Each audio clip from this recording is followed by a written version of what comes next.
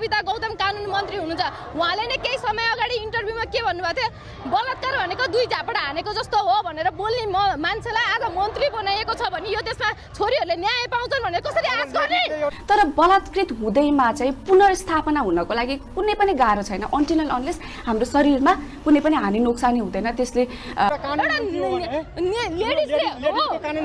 लेडिजको कानुन खोइ यसरी हेर्दाखेरि त खुट्टा काट्दिएको जघन्य अपराध हो नि त। लेडिजले त्यो शब्द बोलेछ भनेपछि आज कति बलात्कारको घटनाहरू घटेको छ यो सरकार आइकन हेर्नुस् न हजुरहरूले नै कतिजनालाई गर्ने कतिजना मर्यो भनेर काउन्ट गर्ने हो। अब नि काउन्ट गर्ने हो। खालि समाजले चाहिँ त्यो बलात्कार भन्ने विषयलाई यत्रो ठुलो बनाइदियो। त्यसो भए कानुन मन्त्रीलाई के भन्न चाहनुहुन्छ?